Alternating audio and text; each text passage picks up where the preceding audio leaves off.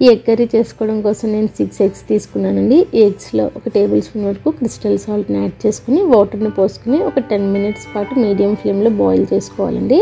10 minutes తర్వాత stove off చేసేసుకుని eggs కొంచెం చల్లారిన తర్వాత వాటిపై ఉన్న పెంకుల్ని ఒలిచి పక్కన పెట్టుకోవాలి. ఇప్పుడు మసాలా పేస్ట్ కోసం ఒక మిక్సీ జార్ తీసుకుని అందులో చిన్నవి 3 అల్లం ముక్కల్ని తీసుకోవాలి. అలానే ఒక 12 వరకు వెల్లుల్లి రేకలను తీసుకుని ఒకసారి గ్రైండ్ చేసుకోవాలండి. ఇలా గ్రైండ్ చేసుకున్న అల్లం పేస్ట్లో ఒక 2 మీడియం సైజ్ టమాటోల్ని కట్ చేసి యాడ్ చేసుకోవాలి. అల్లం పేస్ట్ మనం ముందుగా ప్రిపేర్ చేసుకునేది కాకుండా ఇలా ఫ్రెష్గా ప్రిపేర్ చేసుకుంటే స్మెల్ బాగుంటుందండి, టేస్ట్ కూడా ఉంటుంది. ఇప్పుడు మనం ముందుగా బాయిల్ చేసుకున్న ఎగ్స్ను ఇక్కడ చూపిస్తున్నట్లుగా నైఫ్తో చిన్న ఘాట్లా పెట్టుకోవాలండి. ఇలా చేయడం వల్ల మసాలా అంతా ఆ ఎగ్స్ లోపలికి వెళ్ళి ఎగ్స్ మరింత టేస్టీగా ఉంటాయండి. ఈ ఎగ్స్ పైన ఒక 1/2 టేబుల్ స్పూన్ వరకు కారంని యాడ్ చేసుకోవాలి. అలానే ఒక 1/4 టీ స్పూన్ వరకు పసుపును కూడా చల్లుకోవాలండి. ఒక 1/4 టేబుల్ స్పూన్ వరకు సాల్ట్ని కూడా స్ప్రింకిల్ చేసుకోవాలి. ఈ ఉప్పు, పసుపు, కారం ఈ ఎగ్స్కి పట్టేలాగా జాగ్రత్తగా పైపైన కోట్ చేసుకోవాలండి. మనం ఎక్కువ ప్రెషర్ అప్లై చేసినట్లయితే ఈ ఎగ్స్ విడిపోతాయండి. సో మనం జెంటిల్గా హ్యాండిల్ చేసుకోవాలి.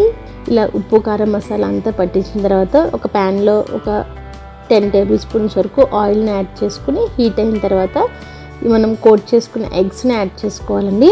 ఈ ఎగ్స్ని మనం హై ఫ్లేమ్లో కాకుండా మీడియం ఫ్లేమ్లో ఫ్రై చేసుకోవాలి. ఈ ఎగ్స్ ఫ్రై చేసేటప్పుడు ఒక్కొక్కసారి అడుగు పడుతూ ఉంటాయండి. సో జాగ్రత్తగా ఫ్రై చేసుకోవాలి. మనం గరిటతో ఎక్కువ కలపకుండా ఇలా జస్ట్ రోల్ చేసుకుంటూ ఉంటే మొత్తం అంతా ఈవెన్గా ఫ్రై అయిపోతాయి.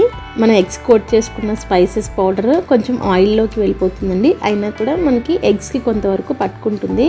ఈ ఎగ్స్ ఫ్రై అవ్వడానికి సుమారుగా ఒక 7 నుంచి 8 నిమిషాల టైం పడుతుందండి. ఇలా ఫ్రై చేసుకున్న ఎగ్స్ను ఒక ప్లేట్లోనికి తీసుకోవాలి.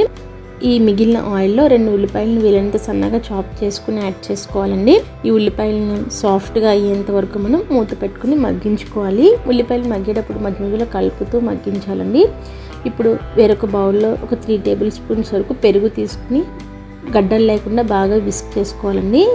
ఈ ఉల్లిపాయలు సాఫ్ట్గా మగ్గాయండి. ఇప్పుడు ఒక టేబుల్ స్పూన్ వరకు చిల్లీ పౌడర్ని యాడ్ చేసుకోవాలి. చిల్లీ పౌడర్ మీరు తినే స్పైసీనెస్ని బట్టి అడ్జస్ట్ చేసి వేసుకోవచ్చు.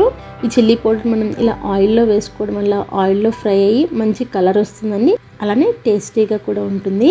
చిల్లీ పౌడర్ కొంచెం ఫ్రై చేసుకున్న తర్వాత మనం బాగా గిల్లకొట్టుకున్న పెరుగుని యాడ్ చేసుకోవాలండి. పెరుగు యాడ్ చేసుకునేప్పుడు ఫ్లేమ్ని లో ఫ్లేమ్లో అడ్జస్ట్ చేసుకోవాలండి. పెరుగు వేయగానే కలిసేలాగా బాగా మిక్స్ చేసుకోవాలి. ఈ పెరుగు ఆయిల్లో మిక్స్ అయ్యి మళ్ళీ ఆయిలీగా పైకి తేలుతూ ఉంటుందండి.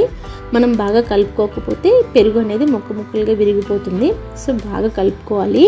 పెరుగు బాగా కలిసేలాగా కలుపుకున్న తర్వాత మనం ముందుగా గ్రైండ్ చేసుకున్న టమాటో పేస్ట్ని యాడ్ చేసుకోవాలి.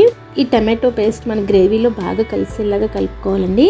ఇప్పుడు ఒక 1/2 కప్పు వరకు జీడిపప్పుని నేను యాడ్ చేస్తున్నానండి. జీడిపప్పు ఆప్షనల్ అండి, మీకు నచ్చితే వేసుకోవచ్చు లేదంటే స్కిప్ చేసుకోవచ్చు. ఈ మసాలా ఫ్లేవర్లో జీడిపప్పు చక్కగా కుక్ అయ్యి చాలా టేస్టీగా ఉంటుందండి. ఈ మసాలాని లో ఫ్లేమ్లో పెట్టుకుని ఒక 5 మినిట్స్ పాటు ఉడికించుకోవాలి. మసాలా పచ్చివాసన అంతా పోయి మంచి ఫ్లేవర్ వస్తుంది.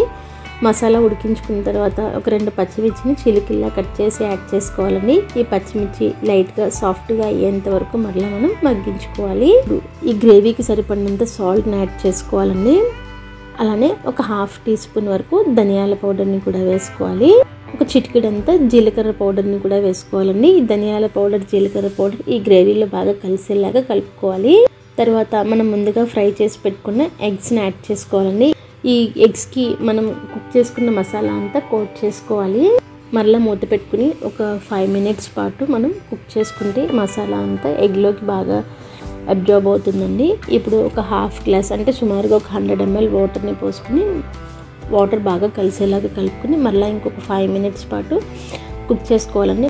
మనం గరిటతో కలుపుకోకుండా ఇక్కడ చూపిస్తున్నట్లు ప్యాన్ని మూవ్ చేసుకుంటే ఎగ్స్ బ్రేక్ అవ్వకుండా ఉంటాయండి. అట్లానే మొత్తం గ్రేవీ అంతా కూడా ఈవెన్గా కలుస్తుంది. ఒక 5 మినిట్స్ తర్వాత మూత తీస్తే మనం యాడ్ చేసుకున్న వాటర్ ఆల్మోస్ట్ అబ్జర్వ్ అయిపోయి ఆయిల్ పైకి తేలుతుంది కదండి. ఇప్పుడు చివరిగా ఒక 1/4 టీ స్పూన్ గరం మసాలా పౌడర్ని స్ప్రింకిల్ చేసుకోవాలి. గరం మసాలా పౌడర్ గ్రేవీలో కలిసేలాగా ఒకసారి కలుపుకోవాలండి.